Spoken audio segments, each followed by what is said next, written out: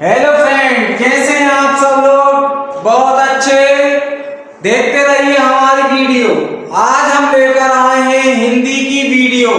हिंदी की शुरुआत सबसे छोटे स्तर से हम आपको हिंदी पढ़ाएंगे। आज हम चर्चा करेंगे भाषा क्या है। भाषा क्या है ना? मनुष्य की जब शुरुआत हुई थी तो उसने सबसे पहले भाषा अर्थात बोलने का काम किया था। ठीक है, तो हम पढ़ेंगे वह साधन है, भाषा वह साधन है जिसके द्वारा मनुष्य बोलकर, सुनकर, लिखकर व पढ़कर अपने मन के भाव या विचारों का आदान प्रदान करता है। भाषा क्या है कि भाषा वह साधन है जिसके द्वारा मनुष्य बोलकर, सुनकर, पढ़कर और लिखकर अपने मन के भावों को, अपने मन के विचारों को आदान प्रदान करता है। ठीक है, भाषा शब्द जो बना है वो भाष धातु से बना है। संस्कृत की भाष धातु से बना है जिसका अर्थ है बोलना, जिसका अर्थ है बोलना। अब भाषा के रूप जो होते हैं तीन प्रकार के होते हैं। एक होती है मौखिक, एक होती है लिखित और एक होती है सांकेतिक। भाषा तीन प्रकार से होती है। भाषा के रूप तीन प्रकार के होते हैं। एक है मौखिक, एक लिखित, एक सांकेतिक। ठीक है, मौखिक क्या होती है? मौखिक भाषा का वह रूप है जिसमें एक व्यक्ति बोलकर विचार प्रकट करता है। मौखिक का मतलब होता है कि व्यक्ति अपने मुख से बोलकर, अपने मुंह से बातें कर अपने मुख से अपने मन के विचार बोलकर प्रकट करता है। दूसरा व्यक्ति उसे सुनकर समझता है, दूसरा व्यक्ति उसे सुनता है, समझता है, और ये हमारी मौखिक भाषा कहलाती है। जैसे हम किसी भी कोई काम को करेंगे तो मौखिक कहेंगे और मौखिक करने पर सुनने वाला व्यक्ति उसकी प्रतिक्रिया में कुछ जवाब देगा। ये भाषा हमारी मौखिक हो गई। ठीक है, लिखित भाषा क्या होती है? भाषा का यह वह रूप है जिसमें एक व्यक्ति अपने विचार या अपने भावों को, मन के भावों को लिखकर प्रकट करता है और दूसरा व्यक्ति पढ़कर उसके भाव को समझता है। लिखित भाषा कहलाती है। लिखित भाषा वह होती है जिसमें व्यक्ति अपने मन के विचारों को, अपने मन के भावों को लिखकर भेजता है, लिखकर बताता है और दूसरा व्यक्ति उसको पढ़कर अपने विचारों को समझता है। ये हो गई हमारी लिखित भाषा। ठीक है, जैसे पत्र हैं, आवेदन पत्र हैं, चिट्ठियां हैं, ईमेल वगैरह हैं, ये हमारे लिखकर भेजे जाने वाले साधन होते हैं। सांकेतिक भाषा में जब संकेतों, इशारों द्वारा समझाई और समझी जाती है। सांकेतिक भाषा वह भाषा है जो इशारों के द्वारा समझाई जाती है, इशारों के द्वारा समझी जाती है। वह भाषा क्या कहलाती है? सांकेतिक भाषा कहलाती है। जैसे आपने देखा होगा कि मूक बधिर बच्चे जो है ना वो नहीं बोल पाते, उन्हें समझाने के लिए हम लोगों को इशारा या संकेत देना पड़ता है। आपने ट्रैफिक पुलिस वालों को भी देखा होगा, वो भी लोग क्या है सांकेतिक भाषा का प्रयोग करते हैं और किसी को रुकने या आगे जाने के लिए कहते हैं। तो हमने पढ़ा भाषा जो है ना मनुष्य के द्वारा बोलकर, सुनकर, पढ़कर, लिखकर अभिव्यक्त करने वाली प्रक्रिया है और ये भाष धातु से बनी है जिसका अर्थ होता है बोलना। तीन प्रकार की होती है, मौखिक, लिखित और सांकेतिक। मौखिक मतलब मुख से कही गई बातों को व्यक्ति समझता है लिखकर कही गई बातों को पढ़कर समझता है और इशारों के माध्यम से जो बातें समझी जाती हैं वो इसके अंतर्गत आती है। हम हिंदी की सबसे छोटी से छोटी इकाई से यहाँ से आपको हिंदी चालू कर रहे हैं। अब आगे पढ़ेंगे मातृभाषा। मातृभाषा वह भाषा है जिसे बालक अपने परिवार से अपनाता है व सीखता है, मातृभाषा कहलाती है। यानी अपने परिवार के सदस्यों से, अपने परिवार के माता पिता से, अपने परिवार के लोगों से, अपने परिवार से जो है ना जो भाषा सीखी जाती है वो मातृभाषा हमारी कहलाती है। हिंदी वाले परिवारों से हिंदी भाषा सीखी जाती है, पंजाबी वालों से पंजाबी भाषा, तेलुगु वालों से तेलुगु, और विभिन्न राज्यों में जहां पर अपने माता पिताओं के द्वारा जो भाषा बोली जाती है उसको बच्चा ग्रहण करता है, अपनाता है व सीखता है, वो हमारी मातृभाषा कहलाती है। अब आगे देखिए राष्ट्रभाषा क्या होती है। तो वह भाषा जो देश के अधिकतर निवासियों द्वारा, वह भाषा जो देश के अधिकतर निवासियों द्वारा प्रयोग में लाई जाती है, राष्ट्रभाषा कहलाती है। यानी देश के अधिकांश लोग जिस भाषा का प्रयोग करते हैं वो हमारी राष्ट्रभाषा कहलाती है। हमारी भारत की राष्ट्रभाषा हिंदी है। ठीक है, अब देखिए आगे हम बताते हैं आपको राजभाषा। राजभाषा क्या होती है। वह भाषा जो देश के कार्यालयों, ऑफिसों और कार्यालयों व राजकाज में प्रयोग की जाती है ना। राजपाट को करने के लिए, शासन को चलाने के लिए, सरकारों को चलाने के लिए कार्यालयों में प्रयोग की जाती है, राजभाषा कहलाती है। भारत की राजभाषा हिंदी और अंग्रेजी दोनों है। भारत की राजभाषा हिंदी व अंग्रेजी दोनों है। अब आप देखिए मानक भाषा। मानक भाषा क्या होती है कि विद्वानों व शिक्षाविदों द्वारा भाषा में एक रूपता लाने के लिए, एक रूपता, एक जैसी लाने के लिए, एक रूपता लाने के लिए भाषा के जिस रूप को मान्यता दी जाती है उसे बोलते हैं, वह मानक भाषा कहलाती है, उसे मानक भाषा कहते हैं। यानी विद्वानों ने किसी भाषा को, विद्वानों और शिक्षाविदों ने भाषा की एक रूपता, एक जैसी है ना, एक रूपता लाने के लिए भाषा के जिस रूप को मान्यता दी गई है उसे हम लोग बोलते हैं मानक भाषा। अब आपको स्पष्ट हो गई होगी, हम पढ़ रहे हैं भाषा। भाषा में हमने पहले पढ़ा लिखित, मौखिक और सांकेतिक। मातृभाषा को पढ़ा हमने, जो अपने परिवार से बच्चा सीखता है, मातृभाषा कहलाती है। जो हमारे राष्ट्र में, देश में सबसे अधिक बोली जाती है वो हमारी राष्ट्रभाषा कहलाती है। जो कार्यालयों में और राजकाज के कार्यों में प्रयोग में लाई जाती है वो हमारी राजभाषा होती है।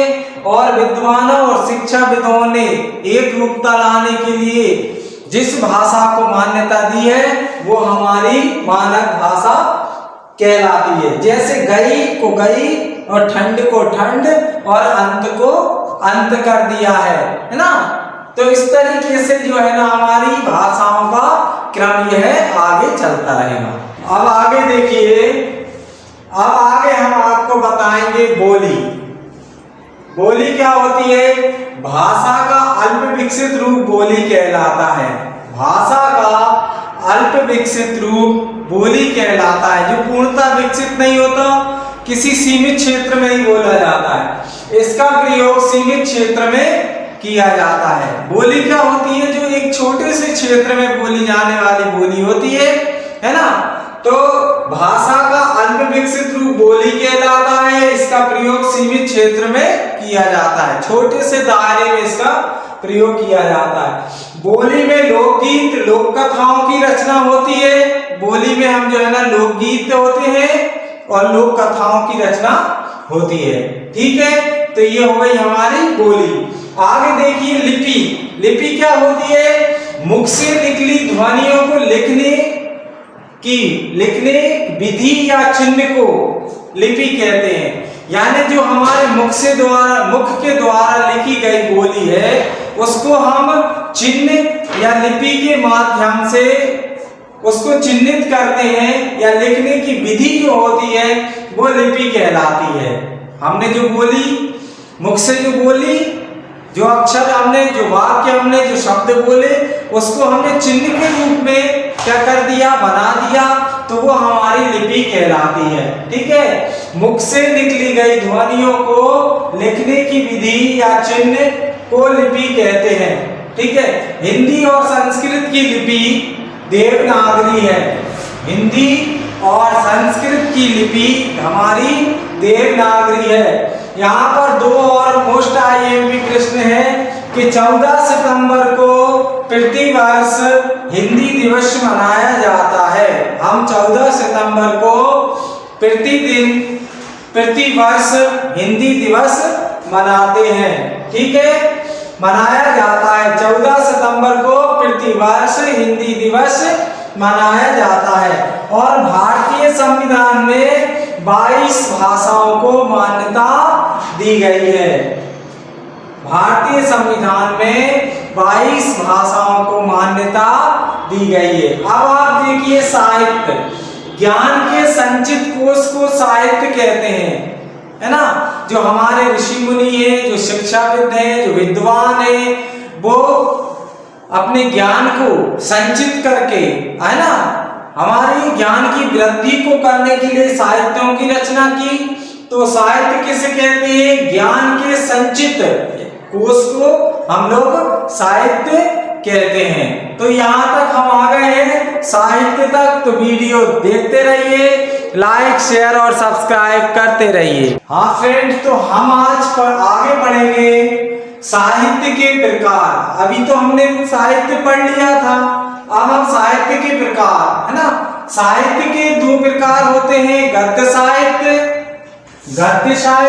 और पद्य साहित्य।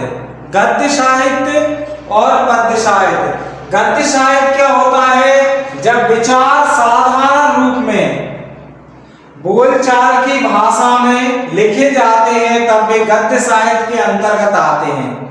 जब भी हम कोई ज्ञान का संचित कोश बनाते हैं, हमारे ज्ञान का कोई संचित कोश बनाएंगे तो साधारण रूप में जो बोलचाल की भाषा है उसको हम लिखते हैं, वो गद्य के अंतर्गत आता है। ठीक है, यानी हमारा जो साहित्य है वो साधारण बोलचाल की भाषाओं में लिखा जाता है, उसे हम गद्य साहित्य के अंतर्गत उसको रखते हैं। ठीक है, जब विचार साधारण रूप में, ठीक है, यानी बोलचाल की भाषा में लिखे जाते हैं तब वे गद्य साहित्य के अंतर्गत आते हैं। जैसे कहानी है, लेख है, जीवनी है, संस्मरण है, पत्र है, उपन्यास है इत्यादि। ये जो है ना हमारी साधारण बोलचाल की भाषा का प्रयोग इसमें होता है। ठीक है, अब पद्य साहित्य क्या होता है, जब अपने विचारों को काव्य शैली में प्रस्तुत किया जाता है। काय में प्रस्तुत किया जाता है, काव्य शैली में प्रस्तुत किया जाता है, तब वह पद्य साहित्य कहलाता है। पद्य को गाया जा सकता है, पद्य को हम गाते हैं। ठीक है, पद्य को गाया जा सकता है। पद्य साहित्य क्या है, जब अपने विचारों को काव्य शैली में प्रस्तुत किया जाता है तब वह पद्य साहित्य कहलाता है। पद्य को गाया जा सकता है, ठीक है, हम लोग गाते हैं उनको। जैसे आप देख लीजिए, गीत है, कविता है, गजल है, दोहा है, पद्य है, छंद है, कवित्व है, चौपाई है, इनको हम गाकर प्रस्तुत कर सकते हैं। ठीक है, तो यहाँ पर आपको गद्य और पद्य वाला कॉन्सेप्ट क्लियर हो गया होगा कि गद्य को साधारण बोलचाल की भाषा में लिखते हैं और पद्य को हम गाकर भी, पद्य साहित्य को गाया भी जाता है। अब आगे आप देखिए व्याकरण क्या होता है। व्याकरण वह शास्त्र है जो भाषा को शुद्ध रूप से क्या करता है। व्याकरण हमारी व्याकरण भाषा को शुद्ध रूप से बोलना, पढ़ना व लिखना सिखाता है ना। व्याकरण जो है ना नियमों से चलता है और जो हमारी भाषा को क्या करते हैं, हमारी भाषा में जो अशुद्धि है ना उनको खत्म करता है, शुद्ध रूप से हमें बोलना पढ़ना व लिखना सिखाता है। ये हमारा व्याकरण के अंतर्गत आता है। तो मुझे पूर्ण विश्वास है आपको वीडियो अच्छी लग रही होंगी और समझ में आ रही होंगी। हाँ तो फ्रेंड अब हम पढ़ेंगे वर्ण। अब हम आगे बढ़ते हुए पढ़ेंगे वर्ण। वर्ण भाषा की सबसे छोटी इकाई वर्ण, जिसे हम ध्वनि भी कहते हैं। भाषा की सबसे छोटी इकाई वर्ण यानी ध्वनि है और इसके टुकड़े नहीं किए जा सकते।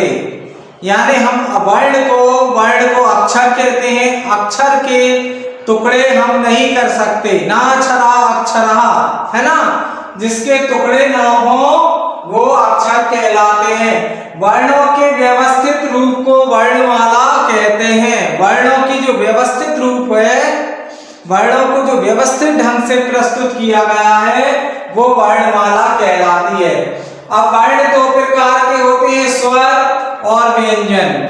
स्वर और व्यंजन। तो अभी हम जो है ना वर्ण के स्वर भाग को पढ़ते हैं। स्वर जो है ना, स्वर किसे कहते हैं? वे वर्ण जिनके उच्चारण में किसी अन्य वर्ण की आवश्यकता नहीं होती स्वर कहलाते हैं। यानी स्वर वो होते हैं वे वर्ण या वे अक्षर जिनमें उच्चारण के लिए किसी अन्य वर्ण की या अन्य अक्षर की आवश्यकता की जरूरत ना हो, वर्ण कहलाते हैं, है ना। जैसे छोटा बड़ा, इनमें हमें किसी अन्य अक्षर की या अन्य वर्ण की आवश्यकता नहीं होती। और व्यंजन में जब हम किसी भी अक्षर को बोलेंगे तो उसमें हमें अन्य वर्ण की अर्थात स्वरों की आवश्यकता होती है। तो अभी हम स्वर के बारे में पढ़ रहे हैं। तो वे वर्ण जिनके उच्चारण में, जिन्हें बोलते समय किसी अन्य वर्ण की आवश्यकता नहीं होती, स्वर कहलाते हैं। यह स्वतंत्र ध्वनियां हैं, है ना, खुद से बोली जाती है। छोटा आ, ई, उ, ऋषि, ए, ऐ, ओ, औ, ठीक है। इनकी संख्या 11 होती है। छोटा बड़ा, छोटी बड़ी, छोटो बड़ो, ऋषि, ए, ऐ, ओ, औ, ये इनकी संख्या 11 होती है। यानी हिंदी में पूछा जाए तो स्वर कितने होते हैं? 11 होते हैं, ठीक है। अब स्वरों को हम 3 प्रकार से बांटते हैं, है ना। स्वर के प्रकार होते हैं 3: ह्रस्व स्वर, दीर्घ स्वर, प्लुत स्वर। ह्रस्व स्वर क्या होते हैं? जिन स्वरों के उच्चारण में केवल एक मात्रा का समय लगता है ना। ह्रस्व स्वर अर्थात छोटे स्वर जिनको बोलने में मात्र एक मात्रा का समय लगे अर्थात कम समय लगे, उन्हें हम ह्रस्व स्वर कहते हैं। जैसे छोटा अ, ई, उ, ऋषि। और जैसे वे स्वर कहलाते हैं, ये 4 होते हैं, आ, ई, उ, ऋषि। इनमें एक मात्रा का समय लगता है अर्थात सबसे कम समय लगता है, ठीक है। तो ह्रस्व अर्थात होते हैं छोटे स्वर जिन्हें बोलने में एक मात्रा का समय लगे। दीर्घ स्वर होते हैं वे स्वर जिनके उच्चारण में ह्रस्व से इनसे ज्यादा दुगना टाइम लगे। जैसे छोटा आ बोला, छोटा आ, बड़ा आ, तो डबल टाइम लगा, दुगना टाइम लगा, दोगुना टाइम लगा। तो वे स्वर जिनके उच्चारण में ह्रस्व स्वर से दो गुना समय लगता है वे दीर्घ स्वर कहलाते हैं। ये 7 होते हैं। ये कितने होंगे? 7। बड़ा आ, बड़ी, बड़ाऊ, ए, ऐ, ओ, औ। तो हमारे दीर्घ स्वर हिंदी में होते हैं 7 और ह्रस्व स्वर होंगे हमारे 4, ठीक है। तो ह्रस्व स्वर में कम समय लगता है और उनसे ज्यादा समय दीर्घ स्वर में लगेगा।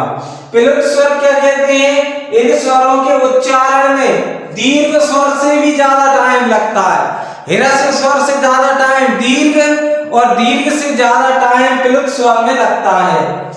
लगता है, यानी 3 मात्राओं का समय लगता है। कितनी मात्राओं का समय लगेगा?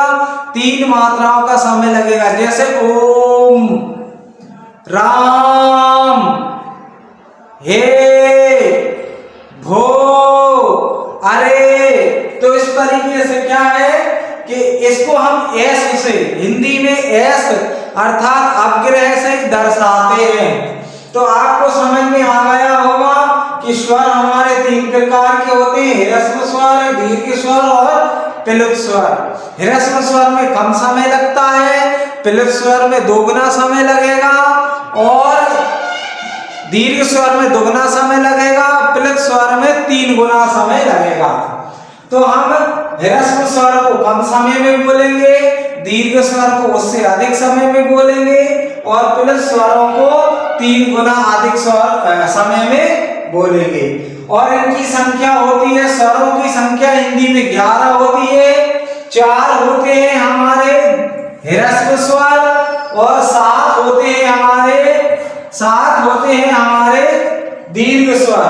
ठीक है, प्लुत स्वर में हमें 3 गुना टाइम ज्यादा लगेगा और इसको हम एस से दर्शाते हैं। जैसे सुनो, राम, ओम, इस प्रकार से ये हमारे स्वर थे। ठीक है, तो हाँ फ्रेंड, तो अब हम आगे देखेंगे अम और आहा। अम और आहा होते हैं हमारे अयोगवाह। क्या कहलाते हैं? अयोगवाह कहलाते हैं। अम को अनुस्वार और आहा को विसर्ग कहा जाता है।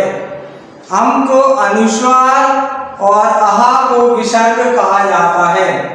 ठीक है, अम और आहा अयोगवाह कहलाते हैं। अम को अनुस्वार और आहा को विसर्ग कहा जाता है। अब देखिए अनुनासिक। अनुनासिक यानी चंद्रबिंदी, चंद्रमा और बिंदी।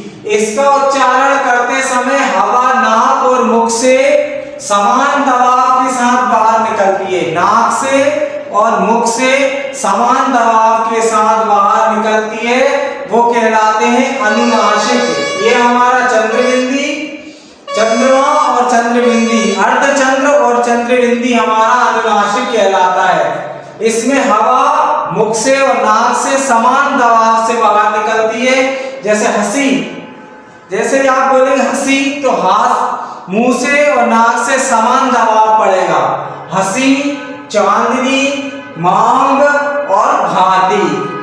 अब आप देखिए विसर्ग। विसर्ग का चिन्ह ये रहता है 2 बिंदी। विसर्ग का उच्चारण हा की भांति होता है। जैसे प्रातः, हा, अतः, प्रातः, स्वतः, अंततः, है ना, हा की भांति किया जाता है। इसका प्रयोग तत्सम शब्दों में ही किया जाता है, संस्कृत वाले शब्दों में ही करते हैं। ठीक है, जैसे अतः, प्रातः, स्वतः, अंततः आदि। अब आगत ध्वनियां देखिए। आगत ध्वनियां जो है ना ओ का उच्चारण होता है। इसमें डंडे के ऊपर छोटा आ के ऊपर क्या है, छोटे आ वाली मात्रा के ऊपर अर्धचंद्र रहता है। अंग्रेजी भाषा के शब्दों को लिखते समय होता है इसका प्रयोग। आगत ध्वनि में ओ का जो है ना अंग्रेजी भाषा के शब्दों के लिखते समय इसका प्रयोग होता है। इसका उच्चारण होता है ओ। जैसे doctor, toffee, ball, all, copy, है ना, ये हुआ है। अब यहाँ पर हम आपको बता दें स्वर और मात्राएं। हमारे 11 स्वर थे और उनकी मात्राएं, ये छोटा, इसकी मात्रा ये, बड़ा, इसकी मात्रा ये, छोटी, बड़ी, छोटाऊ, बड़ाऊ, ऋषि, ए, आई, ओ और आउ। तो आपको ये सब याद करना है, वीडियो को बार बार देखना है। कैसी लग रही है आपको वीडियो? कल हम आपको लेकर आएंगे व्यंजन। अगली वीडियो जो है ना व्यंजन पर डाली जाएगी। अभी हमारा टॉपिक चल रहा है वर्ण। ये सब वर्ण के अंतर्गत आता है। वर्ण के बाद हम शब्द, पद और वाक्यों का भी अध्ययन करेंगे। अभी वर्ण में हमारा बहुत ही विस्तृत कोर्स है, उसमें काफी टाइम लगेगा। शब्द भी विस्तृत कोर्स है, पद भी विस्तृत कोर्स है और वाक्य भी विस्तृत कोर्स है। ये हमारे व्याकरण के प्रकार हैं, 4 प्रकार से हम पढ़ेंगे, वर्ण, शब्द, पद और वाक्य। तो अभी हमारा चल रहा है वर्ण। तो आपको समझ में ही आ गया होगा कि अम आहा हमारा अयोग्य, अनुनासिक, विसर्ग, आगत ध्वनि और स्वर मात्राएं आज हमारी कंप्लीट हो गई। धन्यवाद। जय हिंद, जय भारत।